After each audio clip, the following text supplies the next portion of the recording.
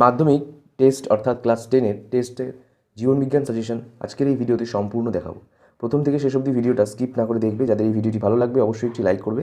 চ্যানেলে প্রথম হলে চ্যানেলটিকে সাবস্ক্রাইব করে পাশে নোটিফিকেশন বেল আইকনে প্রেস করে অল অপশনে ক্লিক করে আমাদের এই পরিবারের সদস্য হয়ে যাবে। সাজেশনটি পিডিএফ আকারেও দেওয়া রয়েছে, লিঙ্ক ডিসক্রিপশন বক্স ও কমেন্টের ফার্স্ট দেওয়া রয়েছে, তোমরা অবশ্যই সেখান থেকে ডাউনলোড করে নিতে পারো।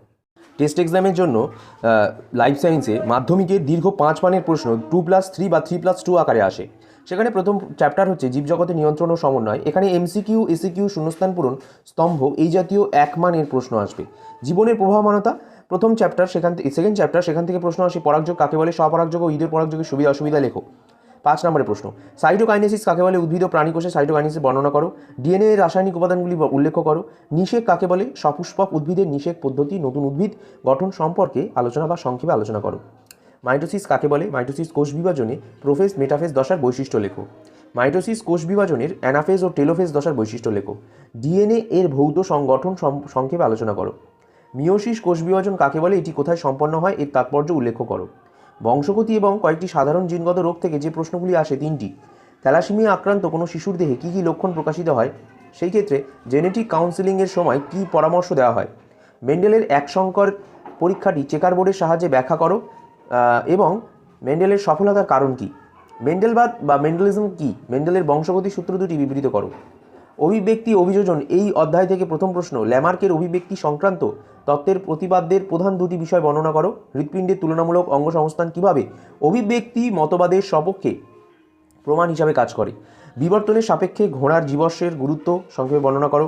জীবনের রাসায়নিক উৎপত্তির সংক্ষিপ্ত রূপরেখা মিলার ও উডের পরীক্ষার সাহায্যে বর্ণনা করো। নয়া ডারউইনবাদ বলতে কী বোঝায়, ডারউইনবাদের ত্রুটি উল্লেখ করো। জলজ অভিযোজনের রুই মাছের পটকার এবং খেচর প্রাণীর হিসাবে পায়রার বায়ুথলির গুরুত্ব আলোচনা করো। অভিব্যক্তির সাপেক্ষে পরোক্ষ প্রমাণ হিসাবে মেরুদণ্ডী প্রাণীদের অগ্রপদে সদৃশ ব্যাখ্যা করো। ল্যামার্কের মতবাদের সপেক্ষে এবং বিপক্ষে একটি করে উদাহরণ দাও। ল্যামার্কের সঙ্গে ডারউইনবাদের পার্থক্য লেখো। জীবস্ব কাকে বলে, জীবস্বের গুরুত্ব লেখো। অভিযোজন কাকে বলে, অভিযোজনের 3টি গুরুত্ব লেখো। জাঙ্গল উদ্ভিদ বা জেরোফাইট কাকে বলে, ক্যাকটাসের অভিযোজনগত বৈশিষ্ট্য লেখো। এরপর নিম্নলিখিত অঙ্গগুলির অভিযোজনগত গুরুত্ব লেখো। সুন্দরীর শ্বাসমূল, রুই ক্যাকটাসের পাতা, রুই মাছের পটকা, পায়রার বায়ুথলি। পরিবেশ তার সম্পদ এবং সংরক্ষণ থেকে যে প্রশ্নগুলো আসবে সেটা হচ্ছে নাইট্রোজেন চক্রের যে কোনো 3টি ধাপে ব্যাকটেরিয়ার ভূমিকা বিশ্লেষণ করো। বিলাসবহুল ও আরামদায়ক জীবনযাত্রা বায়ু দূষণের একটি অন্যতম প্রধান কারণ, চুক্তি সহজ উক্তিটি সমর্থন করো। গঙ্গা নদীর দূষণের ফলে প্রাণীর জীববৈচিত্র্যের বিপন্নতার 2টি উদাহরণ দাও। নাইট্রোজেন চক্র ব্যাহত হওয়ায় ফলে যেসব ঘটনা ঘটছে তার যে কোনো প্রধান 3টি কারণ ব্যাখ্যা করো। এর পাশাপাশি এই চ্যাপ্টার থেকে কিছু গুরুত্বপূর্ণ প্রশ্ন আমি দিয়েছি। 3 নম্বরের প্রশ্নটা খুব গুরুত্বপূর্ণ, 4 নম্বরের প্রশ্নটাও খুব গুরুত্বপূর্ণ। তোমরা স্ক্রিনশট করে নাও, সুন্দর করে খাতায় টুকে নাও, এগুলোই প্র্যাকটিস করো, উত্তরগুলো বইয়ে রয়েছে সব। ওজন হোল কী আসবে, কারণ তার কারণ ও প্রভাব আসবে। সুন্দরবনে মিষ্টি জলের সংকটের ফলে সৃষ্ট প্রভাবগুলির আলোচনা করো। সুন্দরবনে 2টি ম্যানগ্রোভ অরণ্যের এবং 2টি প্রাণীর নাম লেখো। গ্রিনহাউস প্রভাব কি, গ্রিনহাউস গ্যাসের বৃদ্ধির কারণ ও প্রভাব সংক্ষেপে লেখো। জীববৈচিত্র্য সংক্ষেপে JFM এর ভূমিকা আলোচনা করো। টাইগার প্রজেক্ট কি। থ্যাংক ইউ বন্ধুরা, তোমরা পরবর্তী সাজেশনের জন্য অপেক্ষা করো। মাধ্যমিকের টেস্টের একেবারে হুবহু কমন সাজেশন আসতে চলেছে। আশা করি তোমাদের এই সাজেশনটি পুরোটা টোকা হয়ে গিয়েছে। তোমরা অবশ্যই এই সাজেশনটি বন্ধুদের মধ্যে শেয়ার করতে একদমই ভুলো না। লাইক করো, শেয়ার করো, সাবস্ক্রাইব করো শুভ ক্লাসেস ইউটিউব চ্যানেল।